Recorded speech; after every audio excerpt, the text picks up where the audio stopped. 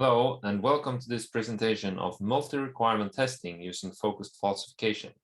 My name is Johan Lidén Eddeland, and my co-authors are Alexandre Donzé from the company Decipher in France, and Knut Åkesson, who is my supervisor at Chalmers University of Technology in Gothenburg, Sweden, and I'm also at Volvo Cars in Gothenburg, Sweden.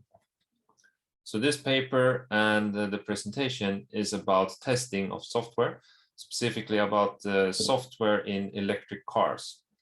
And the motivation behind the paper is that car models are historically tested mostly manually by test engineers, but the size and complexity of the software is increasing almost exponentially. So there is a need to automate to complement the manual testing in the software.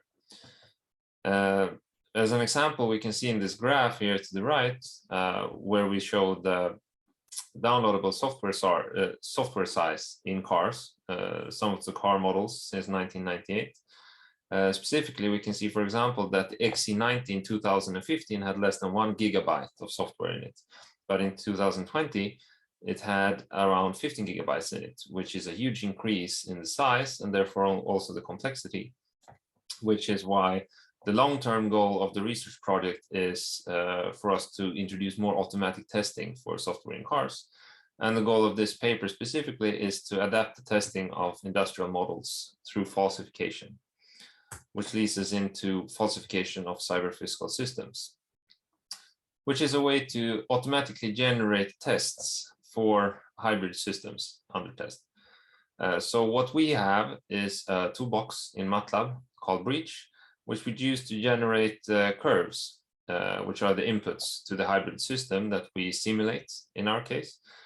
After we simulate, we get the output from the system. So then with having a requirement or a specification in Signal Temporal Logic, we can monitor these outputs and check whether the requirement is fulfilled or not. A more detailed schematic of the falsification procedure, as it is usually used in academic papers, is shown here. So what we assume is that the input to the system is parameterized in some way, so that we have a set of parameters that will give us the time varying curves that we send into the simulator. So we start off with having an initial guess of these parameters that we send into the input generator to get the actual time varying input signals to the simulator. We simulate it, for example, using Simlink, and then we get the output. So together with the requirement phi, which is in Signal Temporal Logic, we can, with the robustness function, calculate what is then called the robustness value, rho typically, or in our case, an objective function value that we optimize over. So we check whether this is negative, and if it is negative, then it turns out that we have actually falsified the requirement. So we can stop. We have a counterexample that we can give to the developer of the system. If it's not negative, then we take the robustness value and we send it to a general optimization solver in order to find new input signal parameters, where the goal of this optimization problem is to minimize this rho, the robustness value.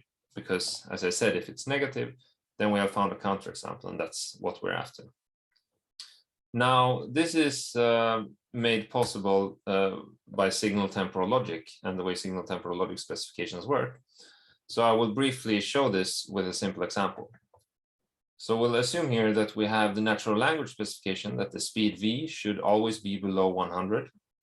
The corresponding STL specification looks like this, that we have this box operator, which means always in this time interval. And then we have a predicate, which says v less than 100. Right?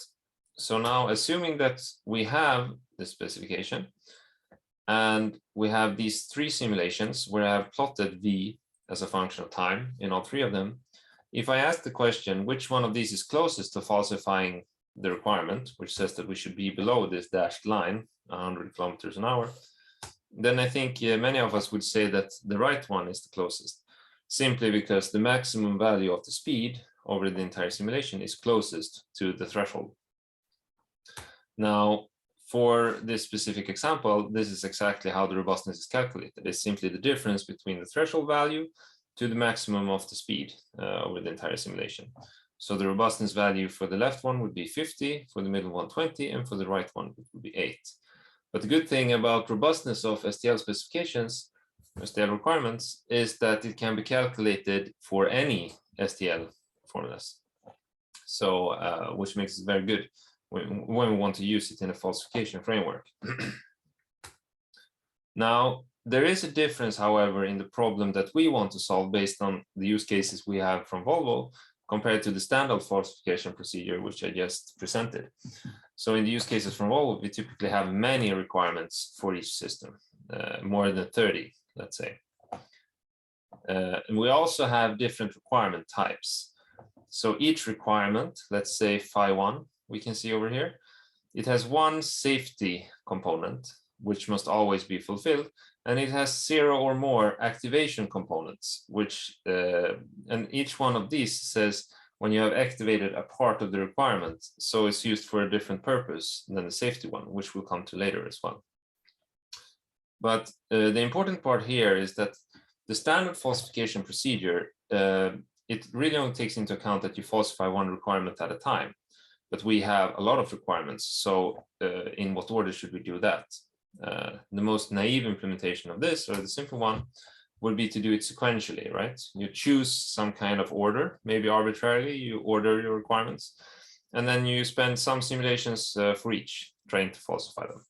So it would look like we have this box of requirements. First, we take the first one based on some ordering, then we take the second one, and so forth until we reach the end.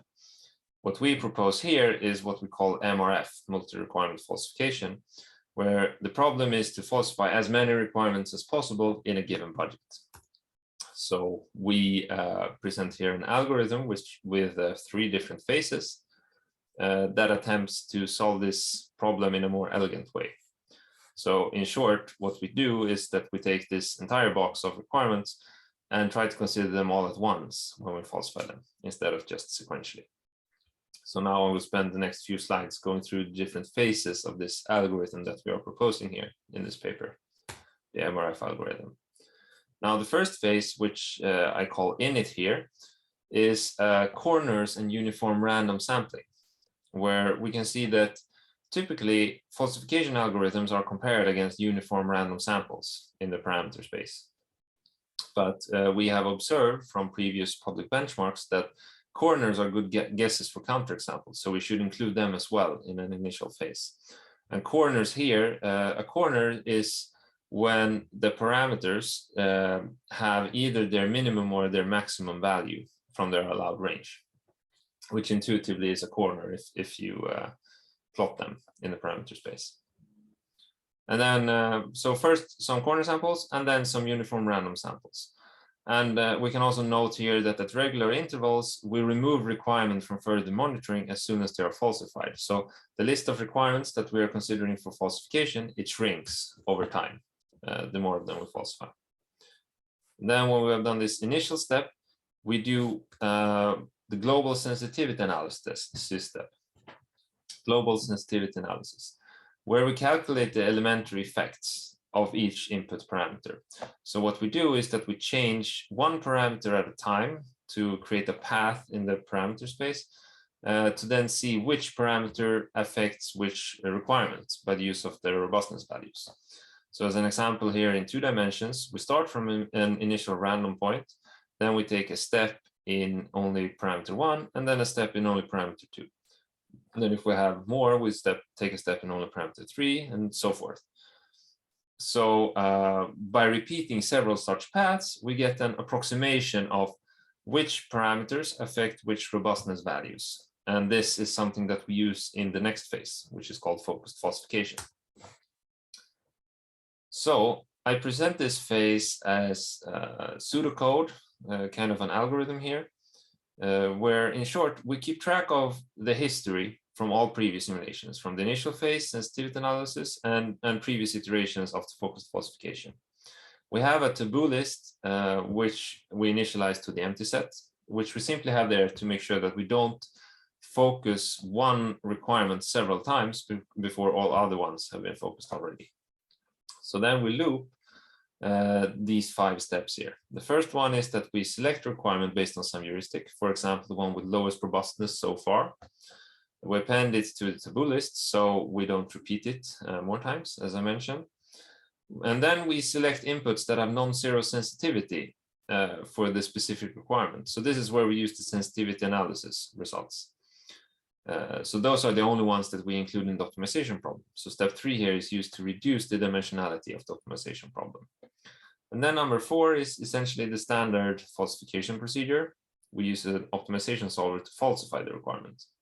And then number 5, we store all of these simulations in step number 4, and we monitor all other active requirements that we still have in our active list to make sure that for every simulation that we have during all of these steps, we always monitor all requirements because we need to access their history as well.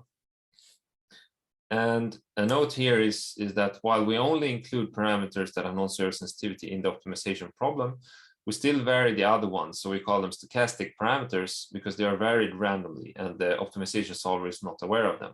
But it's still important for us to vary them since other requirements are still active that might be sensitive to other parameters than the current requirements being focused.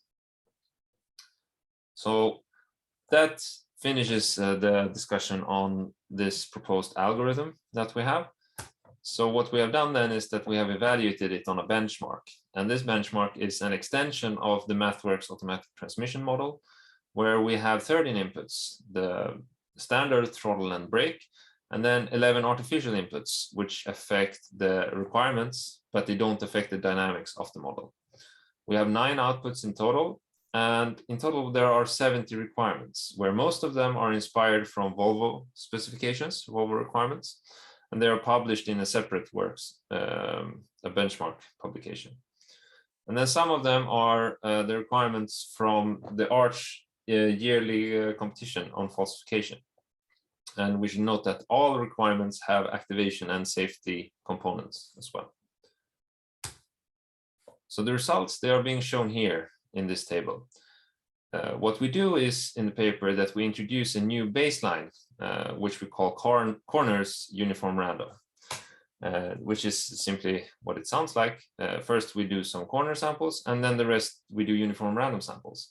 And this performs very well as a baseline because adding more requirements does not hurt the performance, unlike MRF, where more requirements, it's difficult to fit them into the simulation budget that we have, of course.